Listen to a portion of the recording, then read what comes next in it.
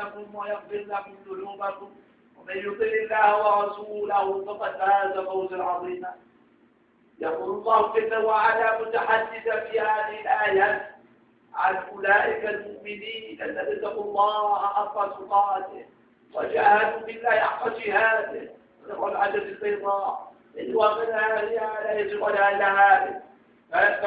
فبلادنا ولله الحمد بلاد عربية وبلاد فإنه يجب على المسلم أن يتقي الله جل وعلا وأن يراقبه في السر والعلن.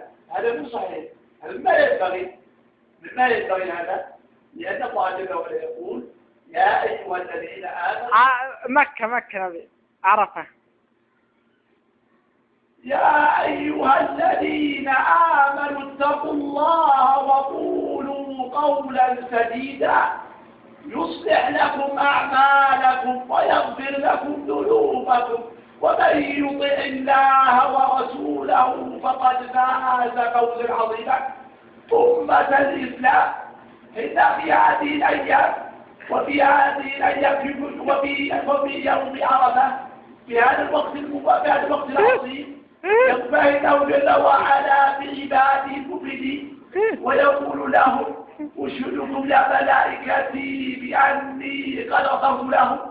فيا أيها الأحبة أقولكم بالله جل وعلا واستغيثوا إليه واستغفروا إليه فإن الله تواب رحيم. يا أيها الذين آمنوا اتقوا الله وقولوا قولا سديدا. حجاج بيت الله عظيم. حجاج بيت الله الحرام. الحج عرفة. قوموا من هذا المكان والحج عرفة كما قال عليه الصلاة والسلام. فالواجب علينا أن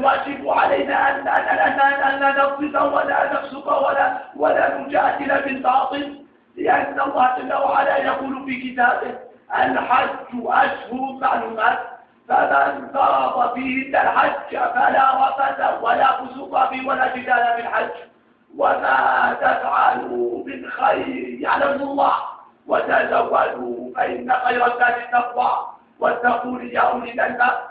ثم يقول متحدثا عن أولئك الذين جربوا في العرفة يا أيها الذين آمنوا ولا جناح عليكم